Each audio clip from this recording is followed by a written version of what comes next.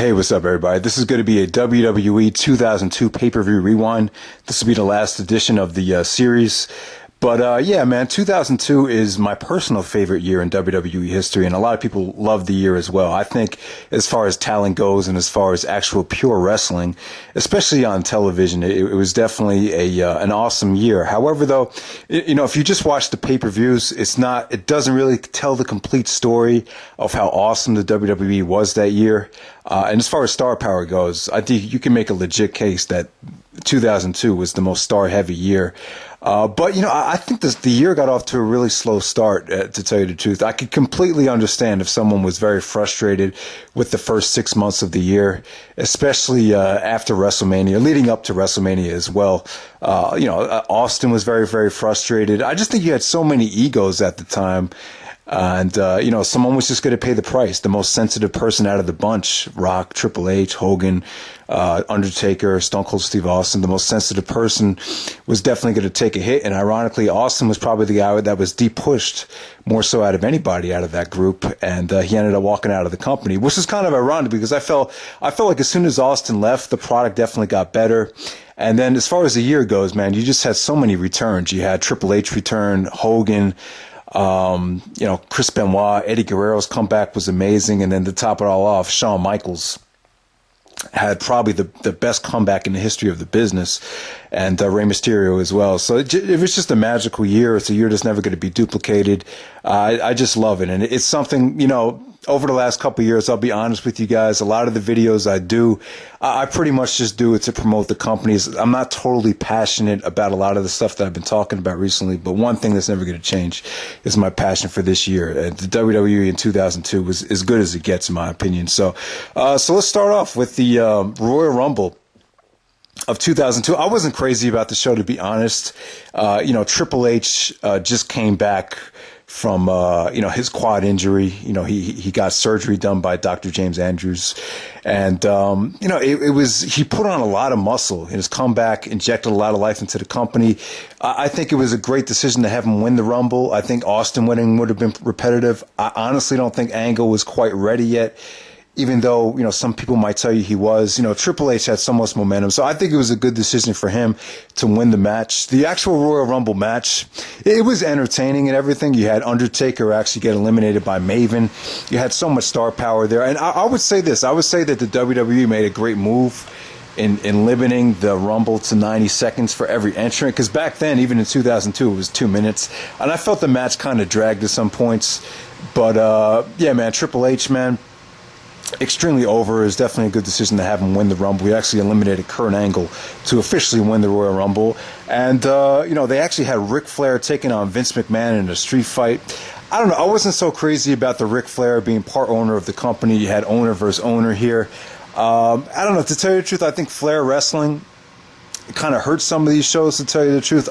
He would even tell you that his confidence wasn't 100% there at the time. And Vince McMahon was really jacked up for this match. And this is just kind of funny. I just want to talk about this. I think Vince took time off during the Invasion angle, and before Survivor Series, remember, he came back.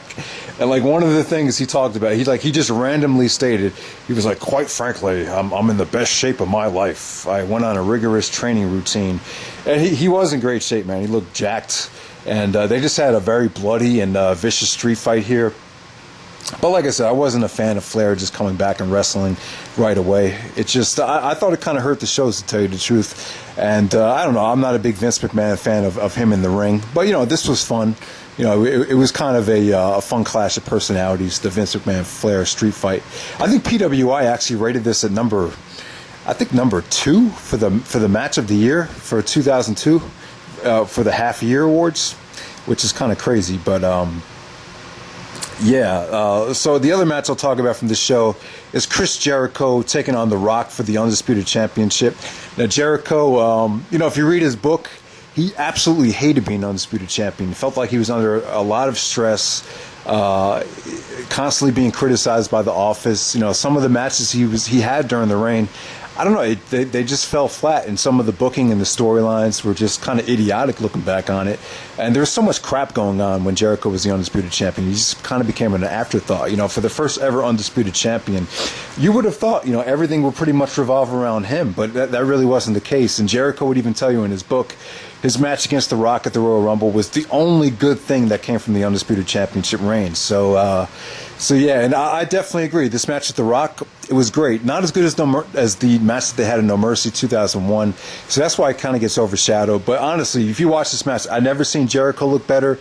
And as far as conditioning goes, as far as mobility goes, I've never seen The Rock look better. They just had a really fun match. The crowd was really into this. You know, both guys just definitely at the top of the game. So yeah, definitely check out Rock versus Jericho, one of the sleeper match of the year candidates for 2002. So let's move right along into No Way Out, the NWO pay-per-view. So yeah, in the storyline, Vince McMahon lost the match to Ric Flair at the Royal Rumble. So to get back at him, he would inject a lethal dose of poison into the WWF, and the idea was to bring back the NWO. And it created a lot of chaos, and I think you saw a lot of people kind of get burned out by this point. Particularly, I thought The Rock and Austin were both totally fried, you know, going into WrestleMania, and I think both guys definitely needed some time off from the company. This No Way Out pay-per-view, in my opinion, this is the worst show of 2002, definitely. And if you look at the card, it's pretty much more stacked than WrestleMania was. You had so many main event matches, but a lot of this stuff just felt very, very, very stale. It felt dull. And you could definitely tell the NWO coming back had a negative effect on Austin if you watched the main event. But I would actually say the match of the night was surprisingly Rob Van Dam versus Goldust. You know, that was definitely, you know, Rob just going out there in his prime, Goldust being in really, really solid shape, and I thought those two actually stole the show, even though it wasn't anything special still. I still give it about 3 1/4. The William Regal Edge feud, I thought was disappointing. I don't think it did either guy any favors. I think it didn't live up to his potential. Regal kept on, you know, taking out brass knuckles, cheating, and, you know, the matches just scientifically didn't live up to the expectations of what they could have been. Because I think Regal versus Edge could have done so much more, but Regal was extremely over as a heel at the time, and they had a brass knuckles on a pole match, which I thought was forgettable. So you had a triple main event. You had The Rock versus Undertaker. Undertaker wanted to get revenge on The Rock because The Rock was making fun of him for Maven actually eliminating him at the Royal Rumble. And this match just totally felt stale. I just felt like this was the definition of filler here. I never really thought Rock and Taker had much chemistry, and I would tell you, I definitely hope that Rock and Taker don't touch. You know, some people have been, you know, kind of fantasizing about them wrestling at WrestleMania for the streak. But I just don't want to see it, and this match is indication that they just don't have that. They just don't really click in the ring, and you know, Flair actually screwed Taker to set up the Flair-Taker match at WrestleMania. So there we go with that. We had Triple H versus Kurt Angle. The special guest referee was Stephanie McMahon. As some of you guys might remember, Triple H actually was going to renew his wedding vows with Steph. And Stephanie actually lied about being pregnant, so Triple H actually turned on her when they renewed the wedding vows. And then Stephanie was the evil guest referee, wanted Kurt Angle to take Triple H's WrestleMania's main event spot. And I'll tell you, man, Triple H and Kurt Angle here, this was terrible. This was probably, you can make a legit case that this is the worst match that Triple H has had since he became a main eventer, and probably Kurt Angle's weakest main event match ever since he became a legit star. I mean, these two guys just did not click, and to think about it, these were probably the two runners-up, or the two biggest candidates for wrestlers of the decade from 2000 to 2010, and this was just not indicative of their work. I mean, Triple H looked very, very lethargic. Like I said, he put on too much muscle. PWI magazine even said that he looks like he ate rhino when he came back because he was so jacked. And Angle actually didn't move that well in this match. He looked kind of lethargic too. Just no chemistry here. I just thought the only time the fans reacted is when Stephanie McMahon took a bump. Really terrible booking here. And I thought this was kind of cheap too, because Kurt Angle actually won the match, so he actually qualified for the main event of WrestleMania, and then the next night on Raw, Flair actually changed the stipulation and rebooked the match again, and then Triple H got the win back. I thought that kind of killed, you know, some of the prestige of putting a big money match out of pay-per-view. So That's how I felt about that. In the main event, we had Jericho versus Austin for the Undisputed Championship. Jericho in his book said the build-up to this match was crap. He thought the match was just as bad as the build-up. Jericho hates this match. And even after Austin walked out, I read a quote from him in the WWE magazine. He said that, Austin's heart just wasn't in it. It definitely was not the Steve Austin of old. I think Austin was kind of... and I can't totally blame Austin. I could say that Austin kind of acted unprofessional here in 2002. But honestly, from his point of view, if we could put ourselves in his foot, honestly, Austin felt like he set records with The Rock at WrestleMania 17 for WrestleMania buy rates, and felt like he should have been rewarded by having the same spot once again at WrestleMania 18. And Austin knew that they were going to go with Rock versus Hogan.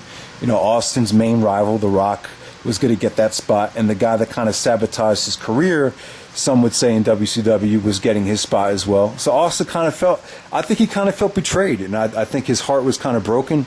And this match with Jericho, it just felt like so much wasted emotion. There were so many chops, and Austin just wasn't himself. The crowd was actually chanting boring through the match.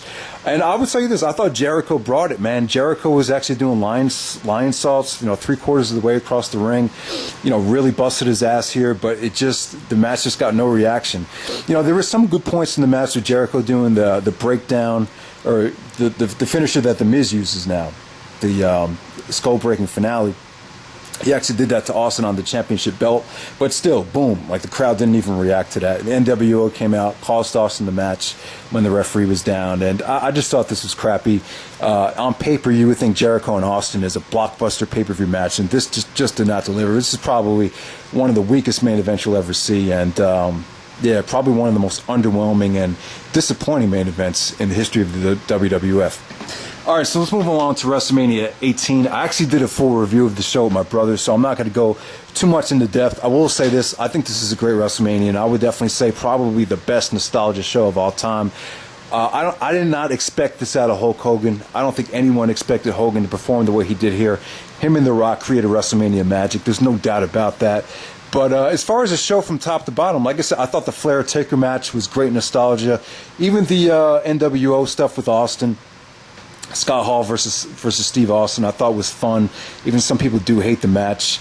I will say this, in my WrestleMania review, I was just kind of dicking around and joking around. Scott Hall was not drunk for this match, so I don't want anyone to misinterpret that. But Austin was definitely unhappy with how he was used at this WrestleMania, and I would definitely agree. Wrestling Scott Hall, a guy that had barely been in the company, just came back, wasn't really that hot of a name at the time. Didn't have a lot of momentum heading into this match. Austin definitely did deserve better, so I can't really blame him for walking out of the company, taking 2 weeks off. So, but I love the WrestleMania format, though. I thought you just had a lot of solid, interesting one-on-one matches. I thought RVD and Regal was a great way to open up the show. DDP and Christian was better than I think anyone expected. I thought Kurt Angle and Kane was solid. I thought Taker and Flair was a lot of fun. Edge and Booker T was pretty crappy. I mean, they wrestled over shampoo, but what are you going to do with that? Like I said, Rock and Hogan I thought it was epic, man. And, Jericho and Triple H, some of the build-up sucked. The build-up was over a dog. Jericho ran over, Triple H's dog, and he stole Triple H's robe.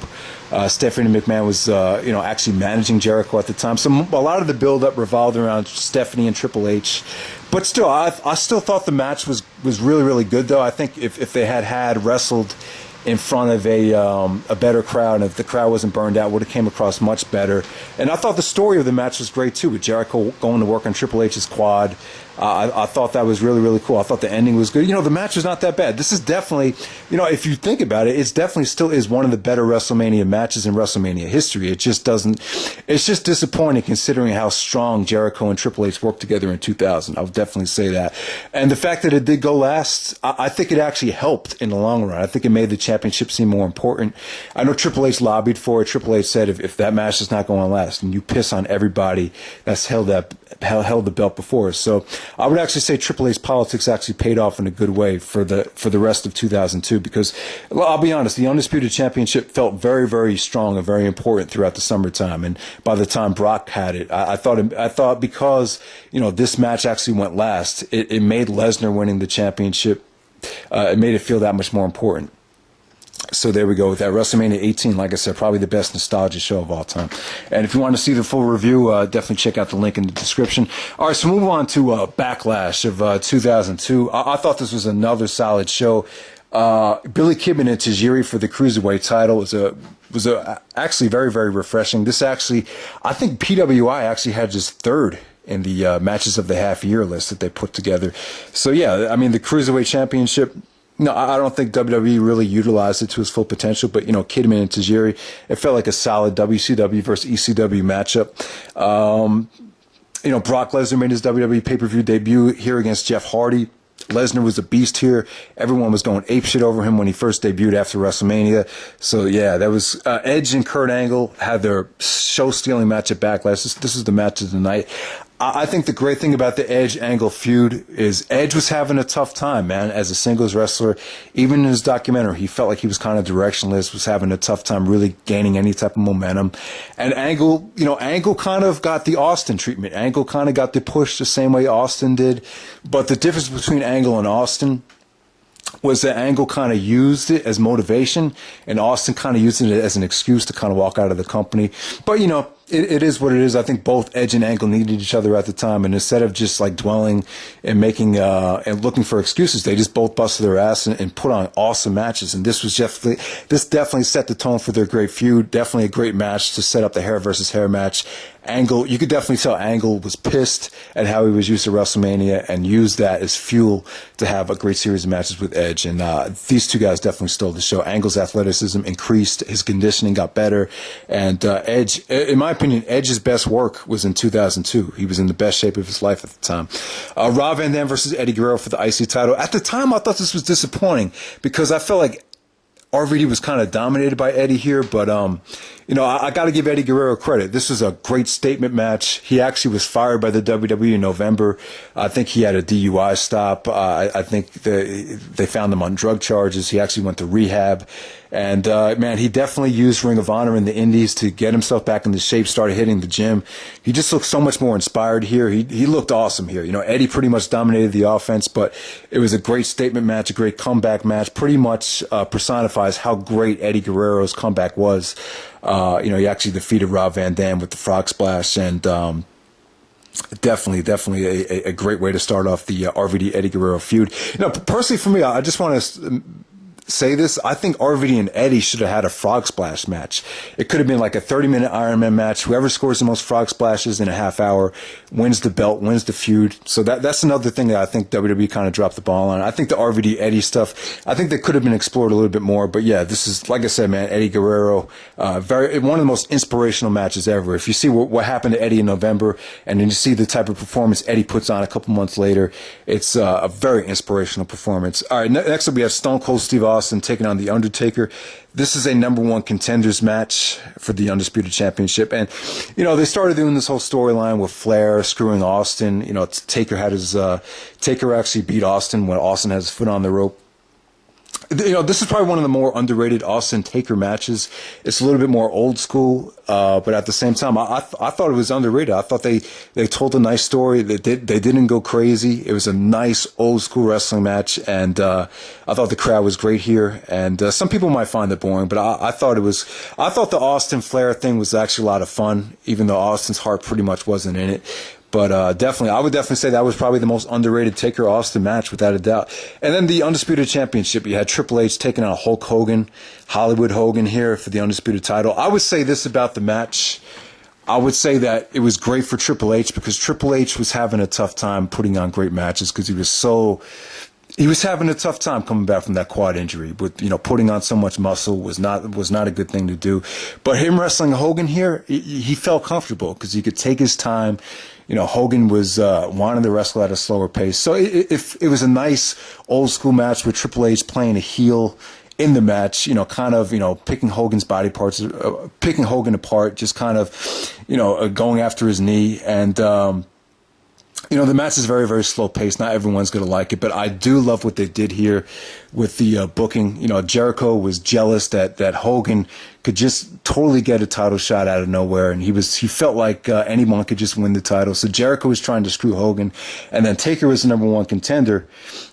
So he was trying to screw Triple H because Taker knew he could beat Hogan.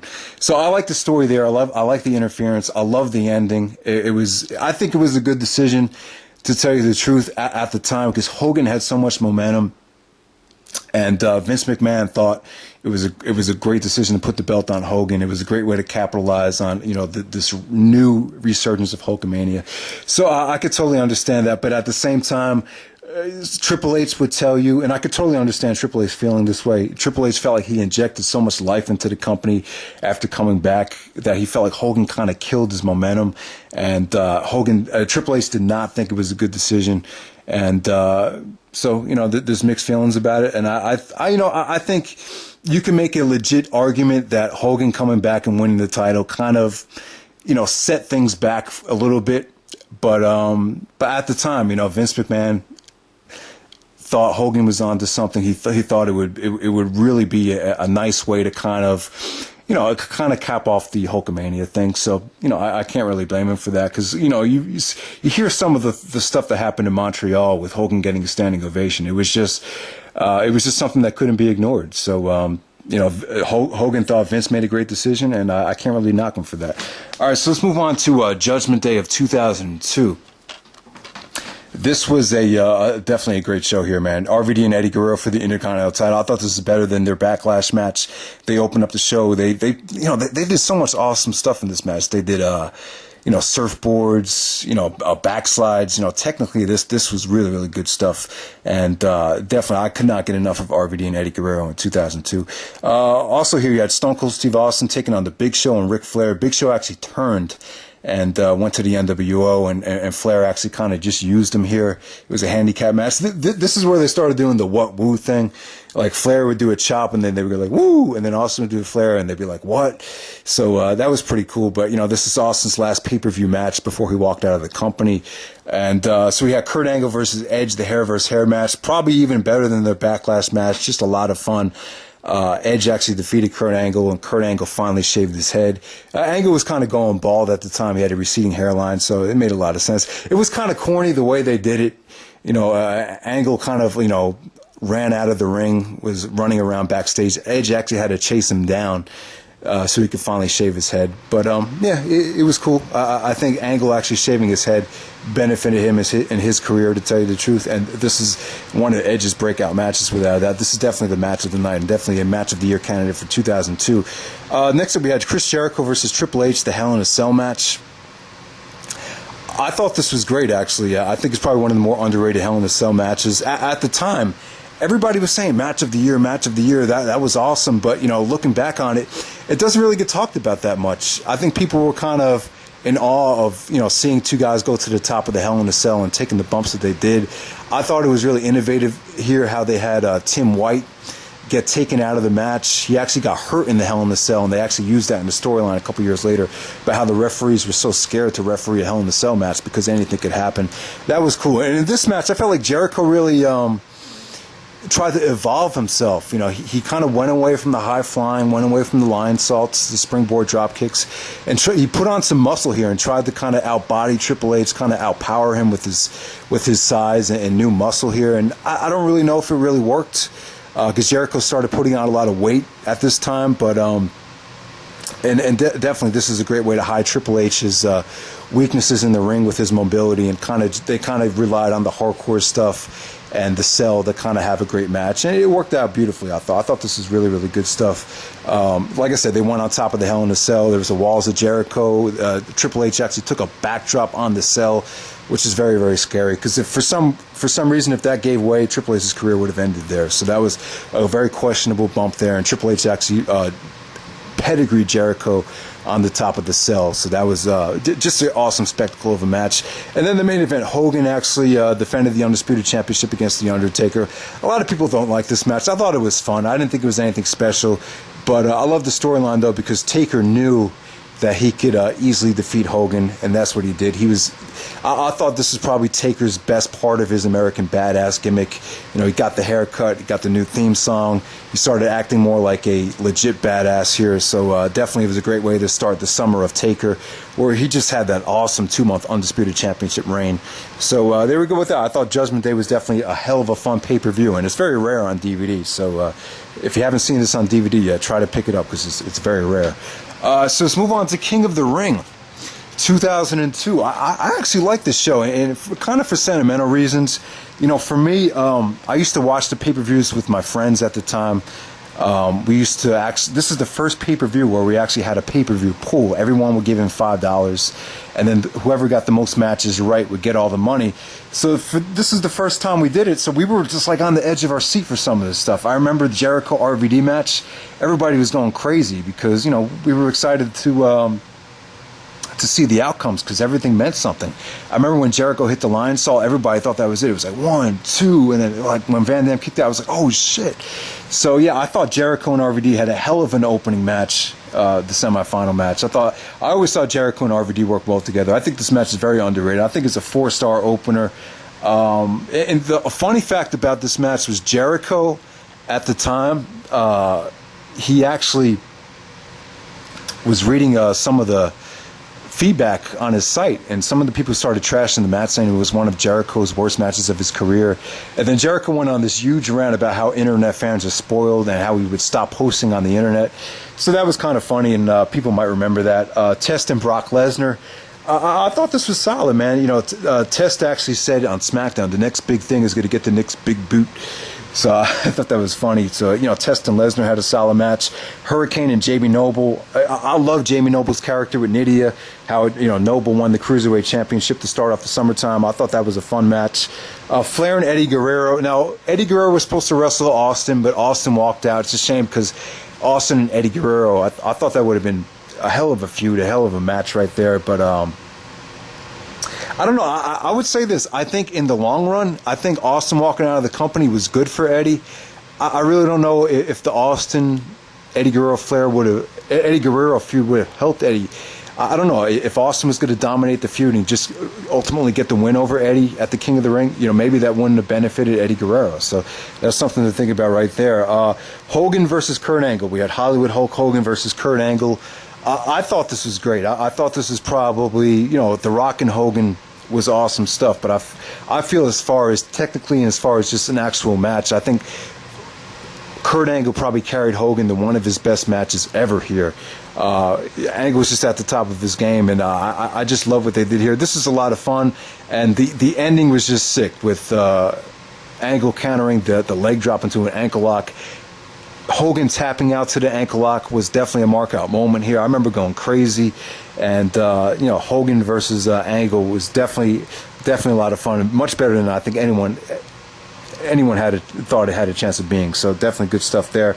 And then Brock Lesnar won the King of the Ring, defeated Rob Van Dam. It was kind of a squash match, but Jericho actually, you know, jumped RVD from behind, so Van Dam was kind of weakened here.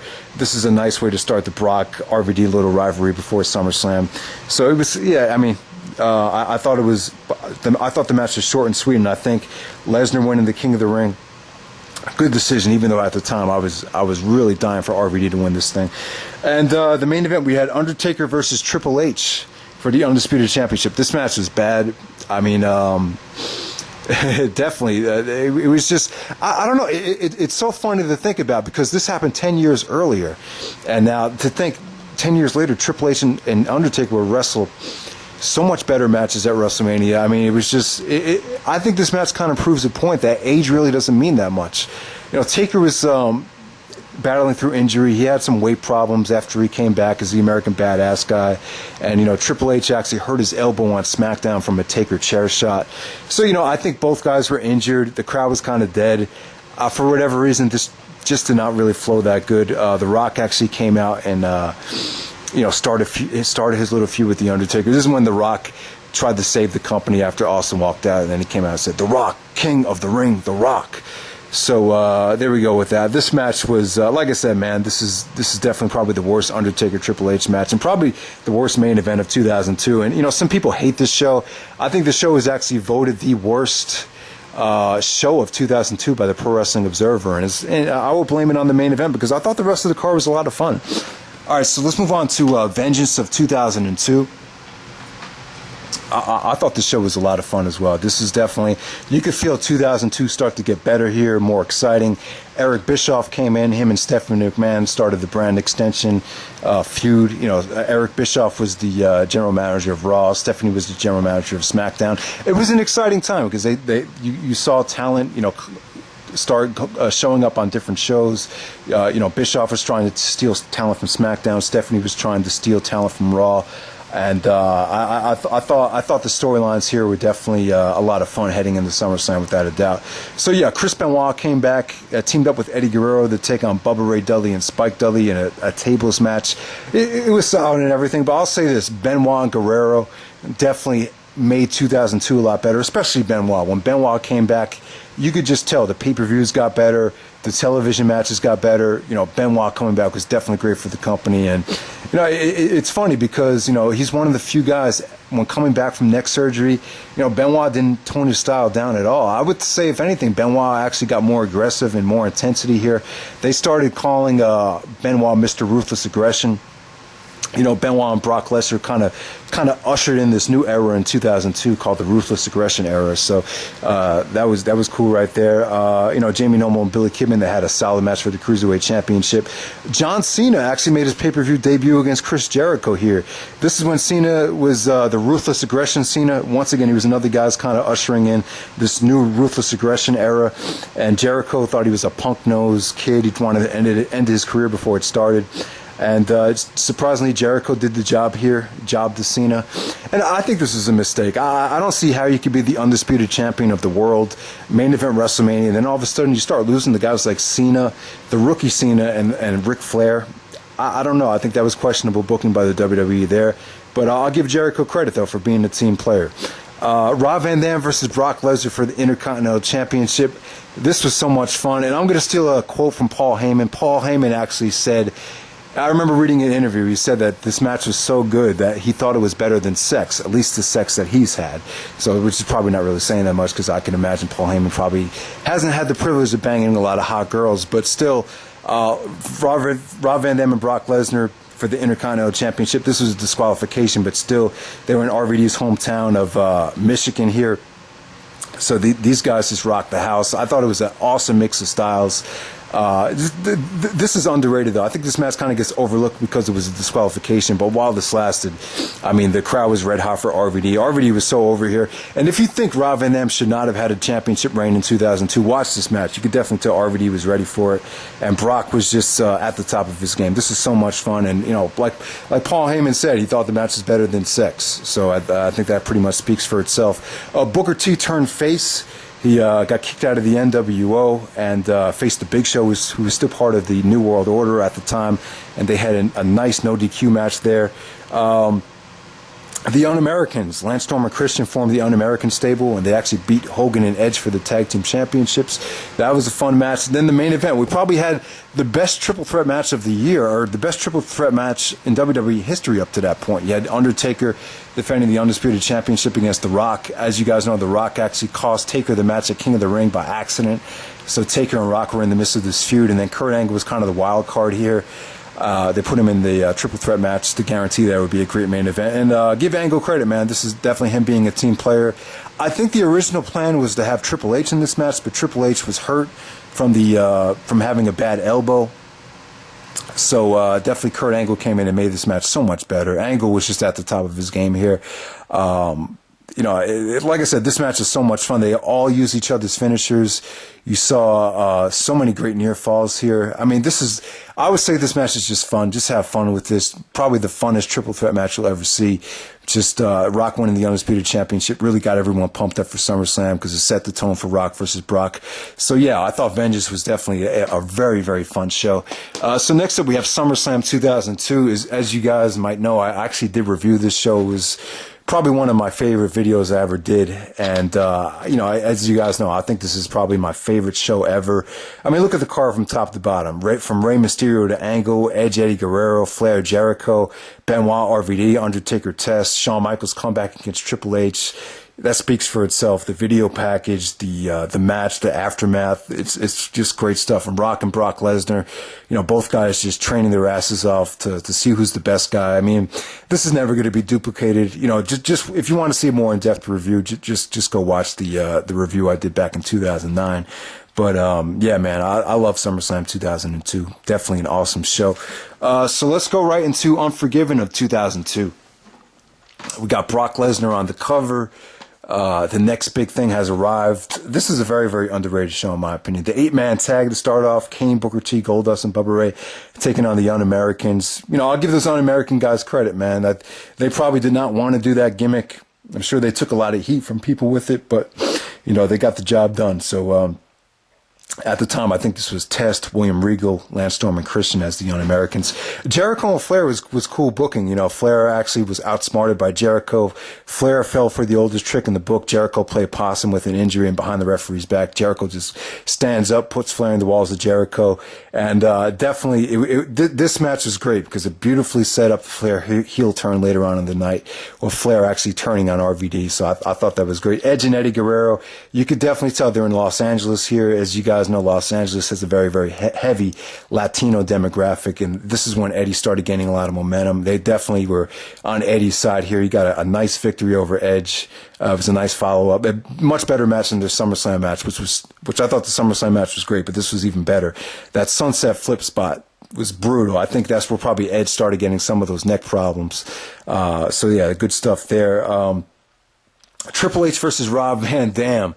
Now, it's funny, man, because, you know, we all go, now this is where we go back to the Hogan title win, and we say, what if Hogan never won the championship? Maybe this would have been the time for Triple H to drop the belt to RVD. You know, so much stuff happened in 2002. It was very chaotic. I think plans kept changing over and over again, with Triple H getting injured. The Undisputed title kept changing every single month. And I'll give Jerry Lawler credit. He had a great quote. He said that, you know, not everybody could be the Undisputed champion, because, you know, the belt kept changing over and over again. I think some people got frustrated with it. So they decided to have two different champions on two different brands. But I don't know, man. Triple H was promised a long title reign after WrestleMania. Hogan kind of took it away from him. So I guess Vince had to return the favor. And, you know, they awarded Triple H the World Heavyweight Championship on Raw, because Brock Lesnar actually was recruited by Stephanie to go over to SmackDown as the exclusive champion for SmackDown. So everything just kind of got out of whack. So this is where the politics started coming in. You know, Rob Van Dam, I would have loved to see him win it, but it was just too unrealistic to think that Triple H would drop the belt right away to RVD. And as you guys know, Triple H did not think Rob Van Dam was championship material, didn't think he had the heart, didn't think he had the passion. But at the same time, I'll tell you, I think Triple H was jealous, because, you know, the bottom line is Triple H cannot do a lot of the things that Rob Van Dam could do in the ring. And this match was good, though. I thought it was good, but at the same time, it didn't have the kind of effect that I thought it would have. You know, them being in Los Angeles, that's where Rob Van Dam lives. He lives in California. I thought more of the fans would definitely be into RVD. Surprisingly, they weren't. Triple H this was more of a split crowd. The fans were still hot for Triple H, even though he turned heel at SummerSlam. I don't know, man. There's just something about this match that I don't like. A lot of people feel like Rob definitely should have won the belt in 2002, but it just didn't happen here. Flair actually, they cut a promo before this match with Flair and Rob Van Dam and Triple H in the back. Triple H called Flair a loser for losing to Jericho the way he did. And, you know, Flair felt like such a loser that he felt like, you know, if my career is going to go out, I'm going to go out on top. And since Triple H was the man, he was the World Heavyweight Champion, he decided to turn on Rob Van Dam and side with Triple H. So this was like the start of the whole evolution thing right there. So definitely. But like I said, the match didn't live up to his potential. I kind of have mixed feelings about this, because I really do feel like Triple H kind of buried RVD. I felt like down the road, Rob should have been the guy to take the belt off of Triple H, and that did not happen, as a lot of you guys know. Kurt Angle and Chris Benoit, man, this is when, you know, SmackDown started delivering in the ring. Angle and Benoit, they were both heels, and this is probably the best heel versus heel match you'll see. they weren't really legit heels. They didn't. Both of them didn't have heel heat. This is more of a tweener versus tweener match. Just ultra competitive. Definitely their second best match ever. Definitely. Probably their second best match next to the Royal Rumble match. I mean, technically, this was just so good. The only bad part of the match for me was I think Shaq actually got up to go to the bathroom and the fans started like buzzing, and a lot of their attention was kind of taken out of the match. But besides that, man, some of the hold and counter hold wrestling here was just great. You know, they both looked like they were on top of their games, and I really didn't know which way it could go. I love some of the innovative stuff they did here with like Angle going for the crossface and stopping Benoit from grabbing the rope by using his foot to push the rope away so he couldn't grab the rope. Just so many great stuff here. Technically, this is just a fucking masterpiece. I'm going to give it 4.5. Definitely a match of the year candidate for 2002. And then the main event, we have Brock Lesnar versus The Undertaker. This is one of the most heated rivalries ever. The video package here was great. You know, Brock was the man. Brock and Taker had a lot of chemistry. This felt like a hot main event. And, you know, this would have been so much more memorable if it had a finish. This is where Taker actually throws Brock through the Unforgiven Titantron, and Brock Lesnar it looked like Brock just sprinted through it. So I don't know if it really came off that well, but a beautiful way to set up their Hell in a Cell match. This had to be done. I know the fans were really pissed off about the DQ finish. They both had so much heat for this being a DQ, but definitely I thought this was definitely a great main event and definitely an underrated show. I'll give the show about an 8.0. I thought the show was that good. Definitely one of the more underrated classics. All right, so we'll move on to No Mercy of 2002. No Mercy was great. Probably the second best pay-per-view of the year, and without a doubt, probably the best double main event that WWE had ever put on. But I will agree, though, like the beginning of the show was nothing spectacular. Jericho and Christian versus Booker T and Goldust. My brother made a comment when we watched the show. He said Jericho's fat ass broke the rope because he was too heavy when he went for the springboard lion salt. And, yeah, so the rope broke and the match was kind of rushed. Tori Wilson and Dawn Marie, they did that stupid thing with Al Wilson. And, some of the worst matches I think people have seen were Tori Wilson and Dawn Marie. Rob Van Dam and Flair, I thought was kind of sloppy. You know, Flair screwed RVD and Unforgiven. This is just a, you know, crappy television match for RVD to get his win back. I could have done without that. You know, Jamie Noble and Tajiri for the Cruiserweight Championship. Like I said, just another good match from Jamie Noble's title reign there. Tajiri, man, I'll give Tajiri credit. He's one of the guys that made me fall in love with professional wrestling. Probably the first Japanese talent I was exposed to in the States. And I thought the work he did in 2001, 2002 was phenomenal. Triple H versus Kane, the whole Katie Vick storyline. I'm not a big fan of Kane, and I didn't think him and Triple H worked that well here. This was for the Intercontinental Championship. Winner takes all. The winner of this match was the undisputed Intercontinental and World Heavyweight Champion. And like I said, man, a lot of people have mixed feelings about the necrophilia angle, and Triple H just added fuel to the fire by mocking Kane having sex with the mannequin in the coffin.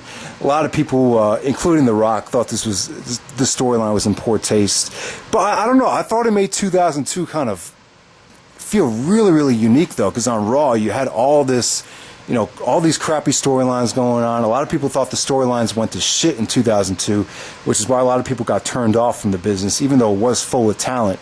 But on SmackDown at the time, you just had so much other great stuff going on in the ring. So, I don't know, 2002 was, it was just a special time, man. It was just a lot of crazy stuff going on. So, definitely, like I said, I didn't think the Triple H Kane match was anything special, but it was still good, though. Next up, we probably had the greatest tag match in WWE history. We had Edge and Rey Mysterio taking on Kurt Angle and Chris Benoit. This is the finals of the SmackDown WWE Tag Team Championship Tournament. Beautiful way to end this tournament. You know, some of the matches that these guys had on SmackDown as part of the Super Six with the Los Guerreros, some of the best television you would ever see. And I could talk about more television matches that these guys had in addition to this match, but this is just a nice blow-off to that tournament. You know, Mysterio looked great. Him and Angle and Benoit at the top of their games. I remember Edge even said after the match was over, he thinks they were the 4 best wrestlers in the world at the time. He said nobody could touch us. I don't think anyone could put on the type of stuff that we're putting on week after week. And he was right, man. This was definitely a great moment, seeing Kurt Angle and Chris Benoit become the tag team champions. I'll probably give this match 4 3/4 stars, arguably a 5-star match. Without a doubt, probably the best match I've seen taking place in the United States. Best tag match I've seen taking place in the United States, without a doubt. And the main event, we have Brock Lesnar versus The Undertaker, Hell in a Cell match. The video package is probably my favorite ever. There's so much emotion here. Taker actually broke his hand. Lesnar actually broke his hand with a propane tank, and then they did this very evil storyline where they try to get inside Taker's head by bringing this woman from the past, this Playboy model, saying that she used to date Taker and that Taker had an affair with her while she was married and everything. It was just very, very emotional, and Taker cut probably the best promo he did in his life. He said, "The hell that I've been through is nothing.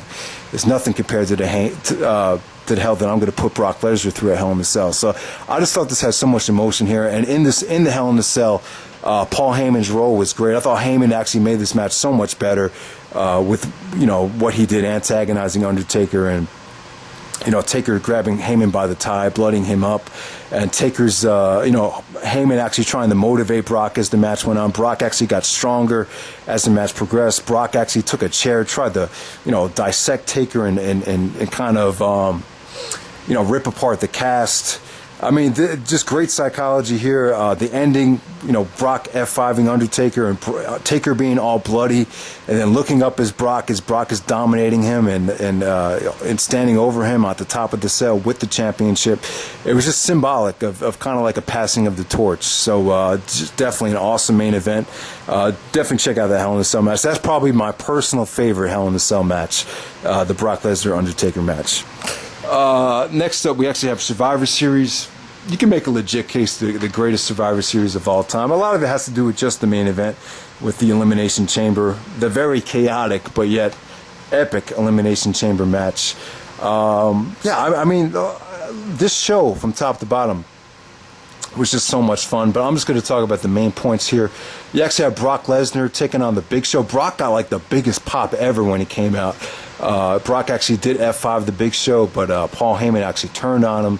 This started the whole Brock Lesnar babyface push, and I thought it was so well done. The match didn't last very long, but yeah, man, just the whole execution of the F5 and the heel turn, and Brock's pop is something. It was just a special moment.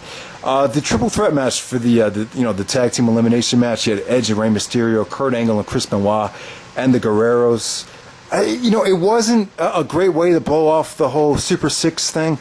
The booking here was kind of questionable. They had Angle and Benoit, kind of turn on each other, so they were the first guys that got eliminated early, and that just sucked the life out of the crowd. The crowd was so into Angle and Benoit. They really didn't care. Eddie wasn't really hitting his stride yet for his popularity. Edge and Mysterio were kind of getting booed. They were in Madison Square Garden, so the Garden always has to be smart asses. So they were booing Edge and Mysterio.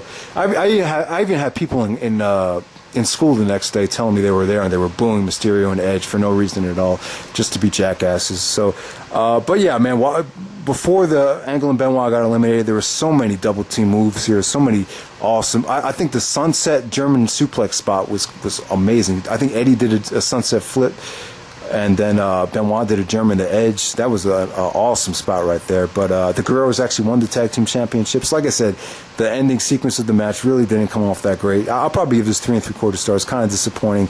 Not really a great climax to the Super Six. The finale of the Super Six, but it was still good though, still good stuff. The Elimination Chamber match, you had Triple H, Chris Jericho, Kane, Booker T, RVD, and Shawn Michaels. Very chaotic, but classic, man. This is the best Elimination Chamber match to date, in my opinion. Triple H cut one of the best promos of his career where he said, "I got a first-class ticket to hell, and I want to know who's coming with me." That was definitely fitting for the occasion, because Triple H went through hell in this match. As you guys know, Rob Van Dam busted his trachea, and Triple H had to finish the match with a busted trachea, had to spend the whole night in the hospital. I've talked about this match before, but my one gripe with it, I would say this is 5 stars, man, but I just really regret not seeing RVD and Shawn Michaels go at it. That's the one part of it. I know a lot of people were looking forward to that, but that didn't happen. I actually thought Jericho was the MVP of this match. I thought he did so much trash talking, and he eliminated Booker T and Kane with lion salts. I thought they did a great job of making him look strong here, but the ending of the match with Shawn and Triple H going at it, with the near falls, the countering of the pedigree, and the super kick to put the nail in the coffin. Shawn Michaels coming back and winning the world title. Just a great moment. The way this whole match came about is crazy. Because I know Shawn really wasn't ready for the match. Like, Vince had to talk him into wrestling this match at the last second, so he really wasn't ready for it as far as his conditioning goes. And my dad actually hates this match. Remember, I watched this match with my dad, and he was like, "What the fuck? How did that guy win the match?" Because he didn't know who Shawn Michaels was. He thought Shawn Michaels looked like just a regular guy because he wasn't very muscular at the time. He kind of looked out of shape. He didn't really look like an athlete. But yeah, we'll save that story for another time. I got a video planned for that. But yeah, Shawn Michaels, man, just definitely an awesome moment there. So definitely the greatest Survivor Series ever, in my opinion. Just a first-class show. Awesome main event. All right, next up we have Armageddon of 2002. This is probably not a spectacular way to end the year. I thought this pay-per-view had something that was I thought the crowd was definitely lacking here. I think Big Rat actually said this was his first show ever. For some reason, I remember that. And but I hate to disappoint because I thought the crowd sucked here. I thought they were really bad for the Chris Benoit Eddie Guerrero match, who were having such an awesome match. Some of the mat work they did, and some of the counters, and the spot where I think Benoit actually countered an armbar into a electric chair. That was fucking crazy. You know, I thought Benoit and Guerrero probably had the second best match they ever had here. Like I said, match of the year candidate right there. I would actually say this Benoit Guerrero match was better than Benoit's match with RVD from SummerSlam. I thought it was that good. So yeah, so great stuff there. Jericho and Christian actually took on Booker T and Goldust and the Dudley Boys, Lance Storm and William Regal in the Fatal 4-Way match. This is when they were doing the thing where Goldust was the weak link of the team, and Jericho was trying to get in Goldust's head, and then they started doing the Jericho and Christian feuding with Booker T. Christian was like, "I ain't not no sucker neither," and Jericho was making fun of Booker T for saying sucker. He was like, "I'm going to kill you in the Elimination Chamber, sucker." So the Jericho Booker T stuff was kind of a little side feud that they did on TV, was people might forget about, but I thought it was really entertaining. And Booker T and Goldust won the tag team championships here, and Booker T was like, "Goldust, you are not the weak link." So I thought that was a great way. Batista made his pay-per-view debut against Kane, and they had a crappy match. Edge and A-Train kind of sucked too. I remember Vince McMahon was disappointed that Edge couldn't carry A-Train to a better match. Like I said, Benoit and Guerrero, match of the night for me, in my opinion. All right, Big Show actually took on Kurt Angle. So they did this whole storyline where they actually used the Big Show to take the title off of Brock. So ultimately, Kurt Angle could actually end up winning the championship. And all along, he was in cahoots with Paul Heyman so they could take the belt off of Brock. And they just kind of used the Big Show to do it. I thought it was creative booking. You know, Brock actually was suspended, and Kurt Angle actually got a suspension lifted. So Brock would actually help Kurt Angle actually win the championship here. So this definitely planted the seeds for their WrestleMania feud, and definitely good stuff there from a booking standpoint. But at the same time, I really feel like if you're going to do Angle and Lesnar at WrestleMania, I would have kept Lesnar as the champion and build Kurt Angle up as the babyface to take the belt off of Lesnar. However, though, I could totally understand what they didn't do, because I don't think Kurt Angle as a babyface is something you could really do long term, especially back then. So yeah, the problem was Angle and Lesnar, just neither one of them really could play babyfaces for a long period of time. So that's why I don't think the Angle-Lesnar build-up really was as good as it could have been, even though I thought the match was epic. And then the main event, we had Shawn Michaels versus Triple H, the 3 stages of hell. First match, street fight. Second match, cage match. Third match would be a ladder match. This Shawn Michaels title reign, it was just about doing the favor back to Triple H. I don't think anyone thought Shawn was going to stay the champion. I don't know. And with this match, Shawn Michaels talked about how he was not that confident at the time, really felt like he needed the hardcore stuff to have a good match, and really could just, use the weapons, use the spots and everything just to, make up for the fact that he really wasn't confident yet. So I don't know. With this match, I kind of felt like they took the easy way out. I thought it felt kind of forced, but at the same time, I'll give both guys credit. There were some brutal spots, and JR did promote the fact that you definitely got your money's worth here. You got 3 matches in the one. The cage match was pretty crazy, and Shawn actually took a bump off the ladder through four tables. I just felt like it kind of dragged. I felt like the match just went way too long, and I don't know. I just would have preferred these guys to wrestle a singles match to kind of blow off a little feud here. But this is just the first chapter of the Triple H Shawn Michaels feud. Eventually, they would feud later in 2004. Triple H actually won the championship back to end 2002. So yeah, man. So that was 2002. I thought it was an awesome year, not just for the pay-per-views, but for the television matches as well. If you guys have not seen some of the great stuff from television, definitely check out Eddie Guerrero, Rob Van Dam, the Intercontinental title ladder match from Raw. That was fucking epic. Check that match out. Benoit versus RVD from Raw for the Intercontinental Championship is another match. Some of the matches from Smackdown, the Rey Mysterio, Chris Benoit, Kurt Angle triple threat match was sweet. And then on that very same Smackdown, they did Eddie Guerrero versus Edge to no DQ. That might have been the best Smackdown ever. Los Guerreros versus Angle and Benoit, the tag team title tournament. That was an awesome match. What was it? Edge and Rey Mysterio versus Kurt Angle and Chris Benoit, 2 out of 3 falls on SmackDown. That was epic. Angle and Benoit had a lot of great matches on television. Trying to think of something else. Angle versus Edge, the cage match. That was a great one. Jericho versus Edge had a cage match in July. So like I said, man, there's just a shitload of great television matches. TLC 4 as well, with RVD and Jeff Hardy tagged up. I think Kane actually won the match with the Hurricane to win the tag team championships. Yeah, so check out TLC 4. I think that happened on Raw Roulette in October. I just love 2002. I don't know how well this video came out. You know, it's very, very long, but I feel like I kind of tried to pack everything in here. So there we go. This is the final edition of the WWE pay-per-view rewinds. I really don't think another year's worth doing it for. 2003 is just not good enough to do one for. But I hope you guys enjoyed the video, and if you haven't seen anything from 2002, definitely go back and try to watch some of these shows. All right, guys, take it easy, and thanks for watching.